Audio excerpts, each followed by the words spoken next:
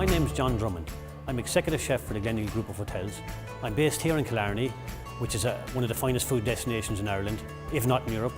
It's full of top-class restaurants, and I'd like to give you an insight into what some of these restaurants are doing and what type of food they're producing. So I'm going to kick it off with Danu restaurant at the Brehon. And earlier today I met with its head chef, Mr. Chad Byrne. Well, here I am behind the scenes in Danu restaurant in the kitchen, the heartbeat of any good restaurant, and I'm with the head chef here, Chad Byrne. I believe you've represented Ireland in the Culinary Olympics, Chad, is that true? It is true, John, yeah. I was in Germany there in October representing Ireland, part of the Irish Olympic team, so it was a true honour, I have to say. And does that mean like you were running around after Usain Bolt with a frying pan around the track, or No, what's involved in that? No, well, there's over 40 countries that entered the Olympics and over 5,000 chefs, so it was the best of the best. And I was delighted to be a part of it. It was quite an achievement. Well done on that, that's fantastic. And tell me, Chad, tell me a little bit about your food philosophy here in Danu restaurant. It's very simple, John, to be honest. We don't have our airs or graces here. It's all about respect for the ingredients, respect for the produce, respect for the land, and respect for the local suppliers that you know, churn out such great yields every year for us to use, such as the venison that we're going to do today.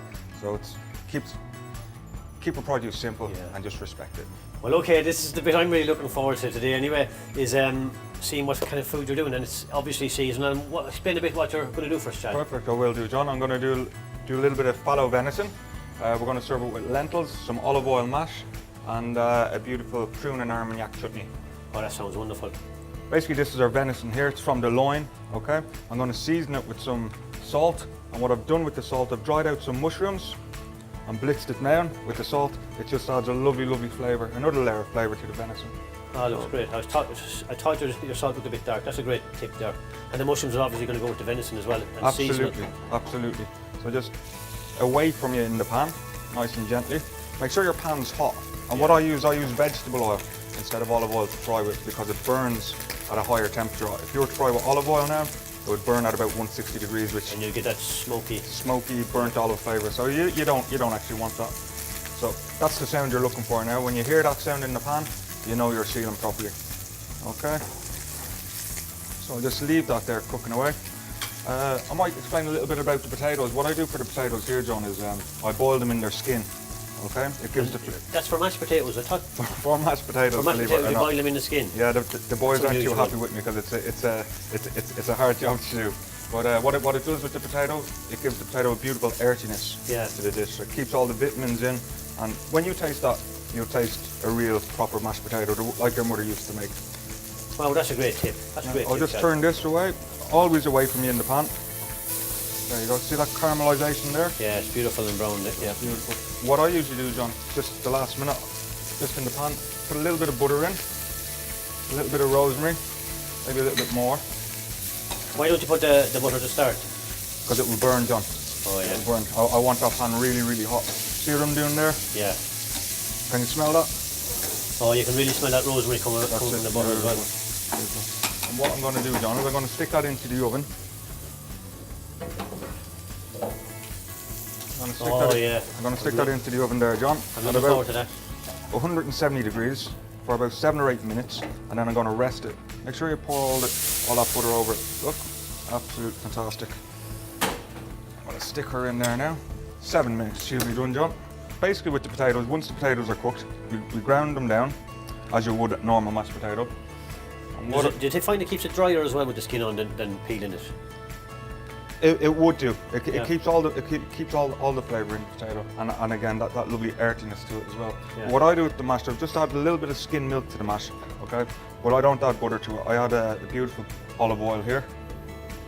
Okay, and what that does, it's the same as butter almost, but it gives it a beautiful fruity note.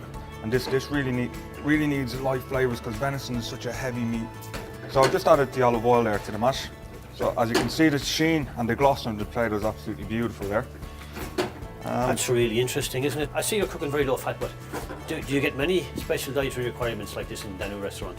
Well, we would do, John, but what we tend to do here in Danu is, as I said to you before, we treat everything with respect. Like we try not to use flour in our cooking or any chemicals or anything like that. Everything is natural produce, so that's what we aim to achieve here.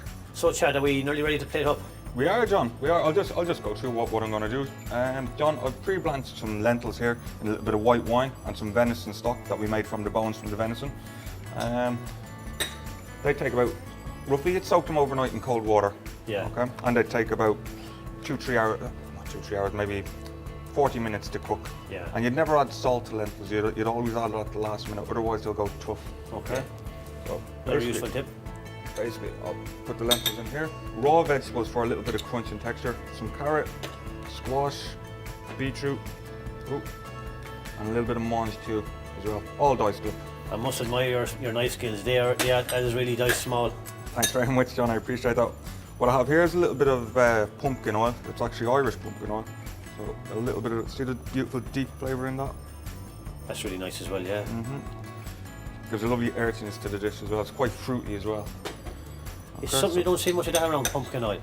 No, you don't. Well, it's relatively new. I stumbled across it with one of our artisan suppliers that we have here. It's a little bit of olive oil and a little bit of lemon pepper. Yeah. So basically, just move that together.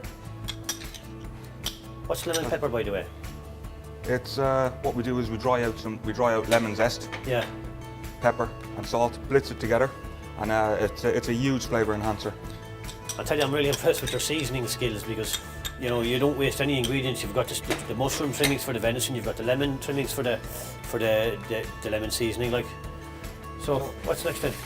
I don't know, John. I think we're nearly ready to plate up. Just into the olive oil mash there, I'm going to add some chives. I always add the chives the last minute because you want to keep them beautiful and green. If you add them too early, what will happen is they'll go yellow. You don't want that. That horrible old grey colour, isn't it? So I just mix that together there now. So I'm going to plate up here, John. I'm just going to quenelle the potato on the plate there. And that's to make the presentation nicer, is it? The quenelle's special olive shape, isn't it? Well, exactly. And you eat with your eyes, John. Yeah. Just 2 small quenelles there. Lemon chives they've stayed lovely and green, haven't they?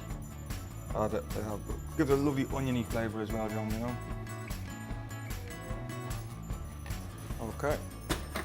This here, John, is our prune and armagnac. There's just prunes that were soaked in armagnac. I'll just stick them in. How long would you soak them for? I'd soak them overnight, John. What do And you then do? I just cook them with a little bit of sugar, vinegar. And that's all made in-house in Danu here, yeah? All made in-house. Lovely. And just blanch them. I'll take out our venison there, John. Okay, John, so I'm just going to cut the venison here, straight down the middle. Beautiful. Oh wow, that's come out fantastic. Okay, John, that's the venison, perfectly cooked. Really nice and pink, as you can see. Oh, that's beautiful. Beautiful colour. And you said just 7 minutes to get it like that there? 7 minutes, 7 minutes. and should be rested for about 2 minutes. So I'm just going to plate up there, John. Okay. 1 piece venison here. Obviously your plating is very important, isn't it? It is. Well, you eat with your eyes, John, you know. Another here. I just have a little bit of cauliflower. And the cauliflower and the broccoli goes nice with the venison as well. It does indeed, yeah.